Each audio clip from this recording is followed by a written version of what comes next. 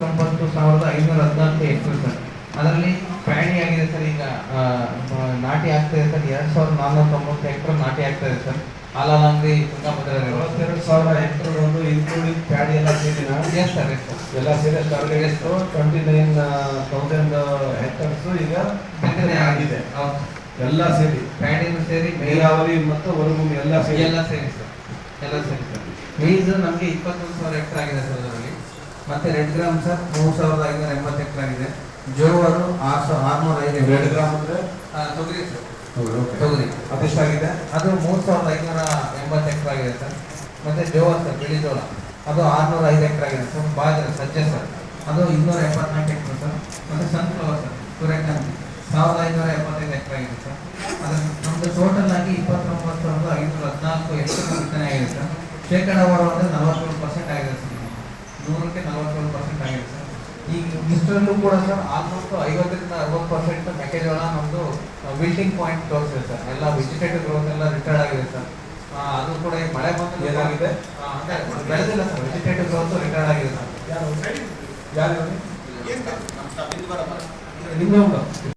ಬೋರ್ವೆಲ್ಲೂ ಕೂಡ 40% ಅಂತ ಹೇಳ್ತಾರಲ್ವಾ? 40%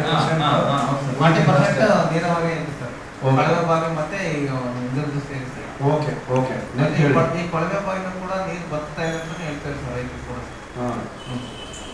ಅದು ಕೂಡ ಕಡಿಮೆ ಆಗ್ತಾ ಇದೆ ಸರ್. ಓಕೆ ಸರ್, ನಮ್ಮಲ್ಲಿ ಈಗ ಗೊಬ್ಬರದ್ದು ಸಫಿಷಿಯಂಟ್ ಸ್ಟಾಕ್ ಇದೆ ಸರ್. ಗೊಬ್ಬರದ್ದೇನು ಸಮಸ್ಯೆ ಇಲ್ಲ ಸರ್. ಇದನ್ನೇ ಯಾರು ಮಾಡ್ತಾ ಇರೋದು ಗೊಬ್ಬರ? ಹೌದು ಸರ್. ಅದಕ್ಕಾಗಿ ಗೊಬ್ಬರದ್ದೇನು ಸಮಸ್ಯೆ ಆಗ್ತಿಲ್ಲ ಸರ್. ಓಕೆ ಇಷ್ಟು ನಮ್ಮ sir. PM Kisan sir. PM Kisan ನಮ್ದು 25,000 ರೈತರು ಎನ್ರೋಲ್ ಆಗಿದೆ ಸರ್. ಹ್ಞೂ ಸರ್.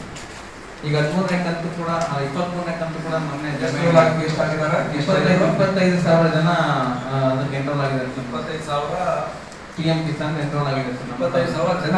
ಹೌದು ಸರ್. ಫಾರ್ಮರ್ಸ್ 25 ಫ್ಯಾಮಿಲಿನ 25 ಫ್ಯಾಮಿಲಿ 2-3 ರೈತರು ಇರ್ತಾರೆ ಅಂದ್ರೆ ಫ್ಯಾಮಿಲಿ ಲೆಕ್ಕನೇ ಸರ್ ಇದು. 25,000 ಫ್ಯಾಮಿಲಿ.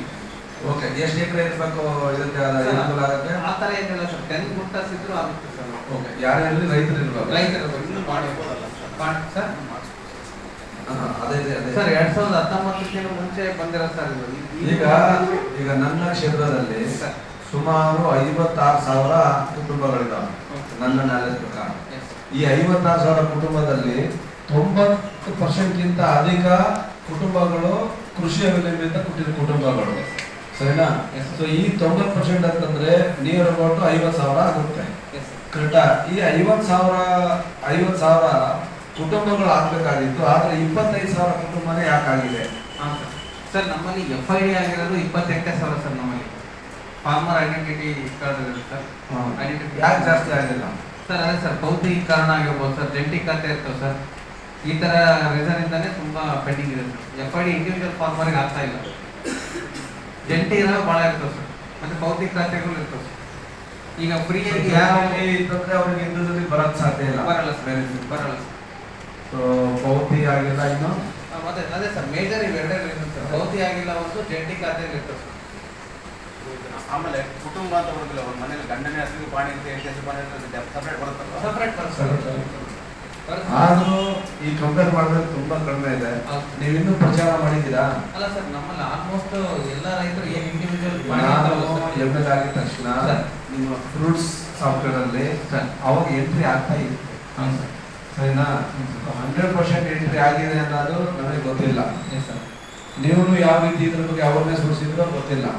ಇಲ್ಲ ನಮ್ಮ PM ಕಿಸಾನ್ ಬರ್ತಾ ಇಲ್ಲ ಅನ್ನೋ ತರ ಇದ್ದು ಬಂದು ಮಾಡಿಸಿದ್ರೇನು ಮಾಡಿಸಿರ್ಬೋದು ಅವ್ರು ವೈಯಕ್ತಿಕವಾಗಿ ಯಾರೋ ರೈತರುಗಳು.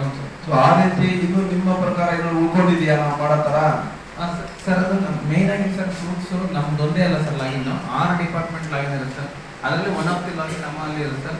ಆದರೆ ಮೇಜರ್ ನಮ್ಮಲ್ಲೇ ರೈತರು ಬರೋದ್ರಿಂದ ಈ KMF ಬರುತ್ತೆ ಸರ್. ಅವರು ಕೂಡ ಮಾಡ್ಬೋದು. ಪಶುಸಂಗೋಪನಾ ಇಲಾಖೆ ಸರ್, ಮತ್ತೆ ತೋಟಗಾರಿಕೆ ಇಲಾಖೆಯಿಂದನೂ ಬರುತ್ತೆ ಸರ್. ಅವರು ನಮ್ಮ ರೈತರುಗಳು ಏನು ನಮ್ಮಲ್ಲಿ ಬರ್ತಿದ್ದಾರೆ ಸರ್, ಅವ್ರಿಗೆ 100% ನಾವು FID ಮಾಡಿಬಿಟ್ಟೆ ನಾವು ಕೊಡ್ತಾ ಇದ್ದೀವಿ ಸರಿ. ಆಯ್ತು. ಈಗ ಇನ್ಸೂರೆನ್ಸ್ ಏನಿದೆ? ಹೌದಾ ಸರ್? ಇನ್ಸೂರೆನ್ಸ್ ಈಗ ನಮ್ಮಲ್ಲಿ ಈಗ ನಡೀತಾ ಇದೆ ಸರ್. ಜುಲೈ 31 ತನಕ ನಮಗೆ ಕೊಟ್ಟಿದೆ ಸರ್. ಇಫ್ಕೋ 2K ಅಂತಂದು ನಮ್ಮಲ್ಲಿ ಈ ವರ್ಷ ಆಯ್ಕೆ ಆಗಿದೆ.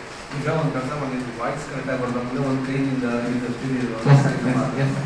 ಅದರಿಂದ ನನಗೆ ಫಾರ್ಮ್ ತೋರಿಸ್ಬೇಡ, ಸರಿನಾ? ಇದು ಆಲ್ರೆಡಿ ಮಾಹಿತಿ. ಈಗ ನನಗೆ ಹೇಳಿ, ಈ 29,000 ಹೆಕ್ಟರ್ ಇವತ್ತು ಬಿತ್ತನೆ ಮಾಡಿದ್ದಾರೆ. Yes, sir. ಈ 29,000 ಹೆಕ್ಟರ್ ಅಲ್ಲಿ ಎಷ್ಟು ಪರ್ಸೆಂಟ್ ಇನ್ಸೂರ್ಡ್ ಆಗಿದೆ? ಇನ್ಸೂರೆನ್ಸ್ ತಗೊಂಡಿದ್ದಾರೆ ಅಂದ್ರೆ ಆ ಥರ ಗೊತ್ತಲ್ಲ ಸರ್, ಎನ್ರೋಲ್ಮೆಂಟ್ ನಮ್ಮಲ್ಲಿ 1,800 ಆಗಿದೆ ಸರ್.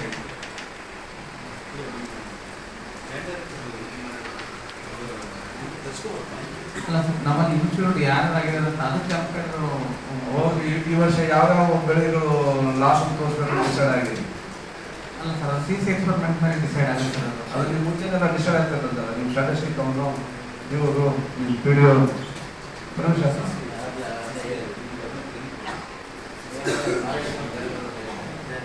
ನಿಮ್ಮ ಸ್ಟ್ಯಾಟಿಸ್ಟಿಕ್ ಅವರು ಇವ್ರ ಇಲಾಖೆ PDOಗಳು ಇವರು ದುಡ್ಡು ಕಟ್ಟಿ ಅವರೇ ಅಕೌಂಟಿಗೆ ಹಾಕ್ತಾರೆ.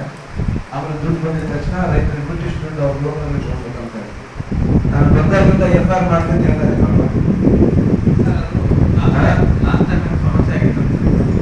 ಇನ್ಮೇಲೆ ಕೇಳಿ ರೆಕಾರ್ಡ್ ಮಾಡಪ್ಪ ಇನ್ಮೇಲೆ ನಮಗೆ ಈಗ ನಾವು ನಿರ್ಧಾರ ಮಾಡಿರೋದು, ಇವತ್ತು ಇನ್ಶೂರೆನ್ಸ್ ಮಾಡಿದ್ರೆ ನಾಳೆ ಅವ್ರು ಉಳಿತಾರೆ. ನಾವು ಮಳೆ ತಗೊಂಡ್ಬರೋದಂತೂ ನಿಮ್ಮ ಕಂಟ್ರೋಲಲ್ಲಿ ಇಲ್ಲ. ಹೆಂಗು ಕೊರತೆ ಆಗಿ ಏನೋ ಒಂದು 8-10 ಸಾವಿರ ಉಳಿಸ್ಕೋಬಹುದು. ಉಳಿಕಿದೇನಾಗುತ್ತೆ ಗೊತ್ತಿಲ್ಲ, ಭಗವಂತನಿಗೆ ಗೊತ್ತು. ಸರಿನಾ? ಅದನ್ನ ಬಿಟ್ಟು ಗೊಬ್ಬರ ಬೀಜ ನೀವು ಸ್ಟಾರ್ಟ್ ಮಾಡ್ಕೊಂಡಿದ್ಯಾ? ಈಗ ಮಳೆಗಳು ಆಗಕ್ಕಾಗಲ್ಲ, ಮತ್ತೆ ಹರಿಗೆ ಇನ್ನೊಂದು ಟೈಮ್ ರೈತರು ಮತ್ತೆ ಬಿತ್ತನೆ ಮಾಡಿದ್ರೆ ಅದು ಸಹಕಾರ.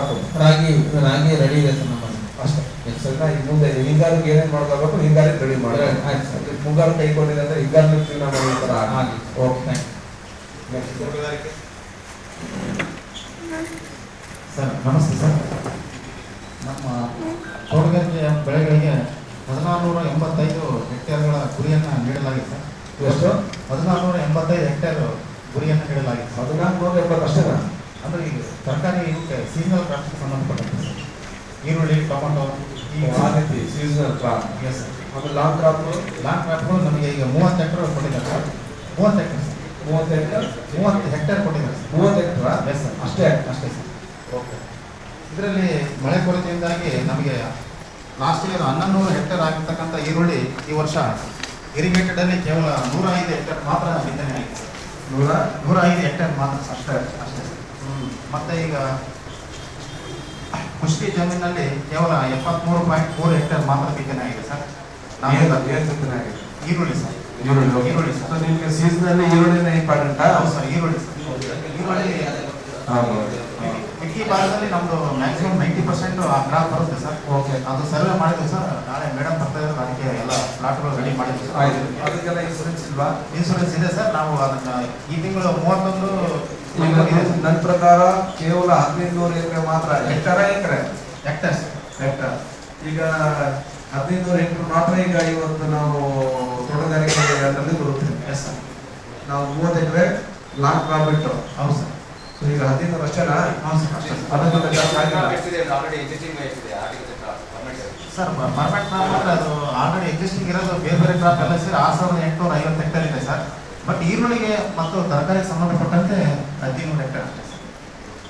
ಈಗ ನಾವು ನಮಗೆ ಸಮಸ್ಯೆ ಆಗಿರುತ್ತೆ 1500 ಎಕರೆ ಎಷ್ಟೇ ಸರ್. ಲಾಂಗ್ ಕ್ರಾಪ್ ಆಮೇಲೆ ನೀರಿಂದೆಲ್ಲ ಅದನ್ನೇನೋ ಮ್ಯಾನೇಜ್ ಮಾಡ್ಬೇಕು. ಹೌದು ಸರ್. ಅವ್ರು ಹನಿ ನೀರಾವರಿ ಅಳವಡಿಸ್ಕೊಂಡು ಅವರು ಮೇಂಟೈನ್ ಮಾಡ್ತಾರೆ ಸರ್. ಮಾಡ್ತಾರೆ. ಎಷ್ಟು 6000 ಅದು 6850 ಹೆಕ್ಟೇರ್. ಆಮೇಲೆ ಈಗ ಈ 1400ಗೆ ನನಗೆ ಈ ತಿಂಗಳ ಮುಗಿಸೋದ್ರಲ್ಲಿ ನೀನು ಇನ್ಶೂರ್ ಮಾಡಿಸ್ಬೇಕಲ್ಲ ಇದನ್ನ? ಸರ್ ಇನ್ಸೂರೆನ್ಸ್ ಎಲ್ಲ ರೈತರು ನನಗೆ ಗೊತ್ತಿಲ್ಲ.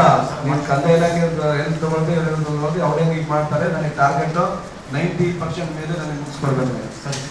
ಸರಿನಾ? ನಾನು ಎದುರು ಇನ್ಶೂರ್ಡ್ ಆಗಿದೆ. ನಿಮ್ಮವರು ಅಧಿಕಾರಿಗಳು ಬಂದಿದ್ರು, ಎಲ್ಲ ಹೇಳಿದ್ರು, ನಮಗೆಲ್ಲ ಮನವರಿಕೆ ಮಾಡಿ ಇನ್ಶೂರೆನ್ಸ್ ಕಳ್ಸ್ಕೊಂಡಾರೆ. ಸರಿ ಸರಿನಾ? ಆಮೇಲೆ ನೀವು ಕೂಡ ಅಷ್ಟೇ, ನಾನು ಅವರು CC ರಿಪೋರ್ಟ್ ಮಾಡಲ್ಲ ಎಂಬ ನಮ್ಗೆ ಇನ್ಫಾರ್ಮ್ ಮಾಡಿನೇ ಮಾಡ್ತಾರೆ. ಸರ್ ಮಾಡಿ ನೆಕ್ಸ್ಟ್ ಇಲ್ಲ ಕುಡಿಯೋದಿಲ್ಲ ಬೇಜಾರದು ಇವ್ರಿಗೆ ಹೊಸ ಹೋಗ್ತದೆ.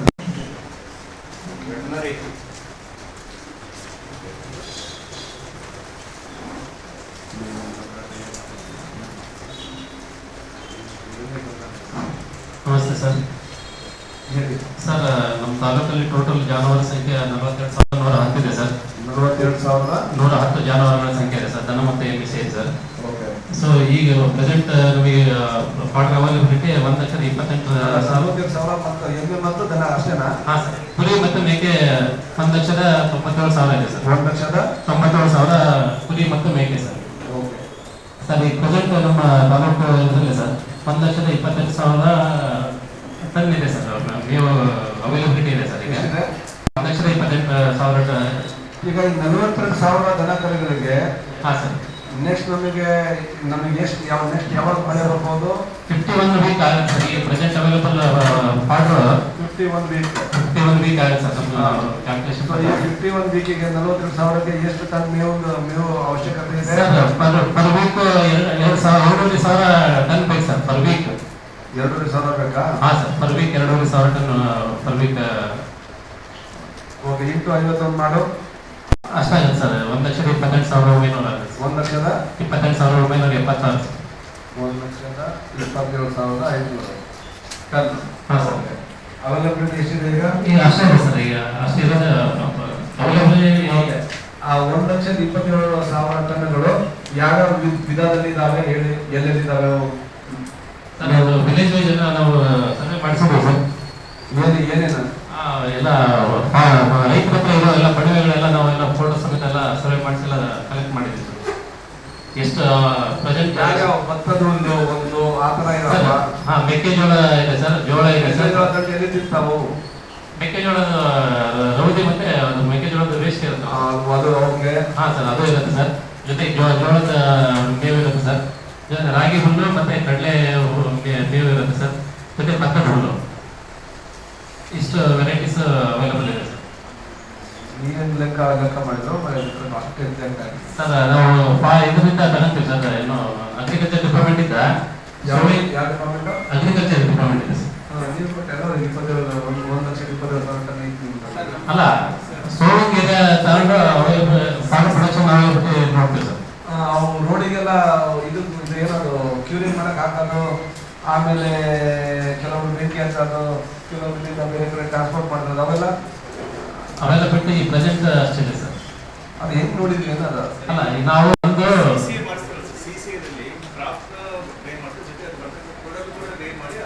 ಆಯ್ತಪ್ಪ, ಅದು ಓಕೆ.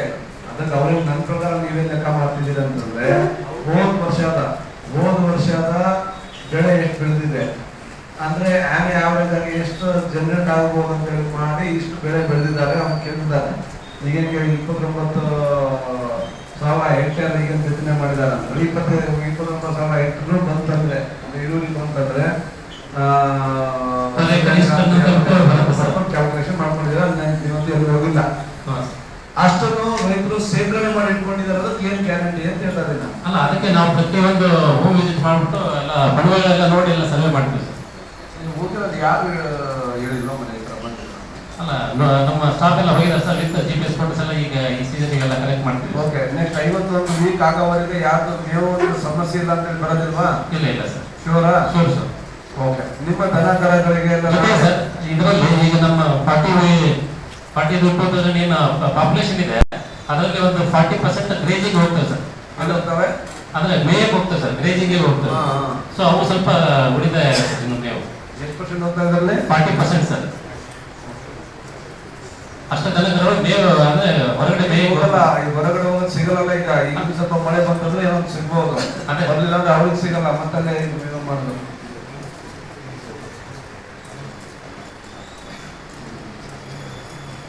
ಓಕೆ, ಈಗ ಆಯ್ತು. ಈಗ ಮೇವು ಇದೆ ಅಂತ ಹೇಳಿ ಬರುತ್ತೆ.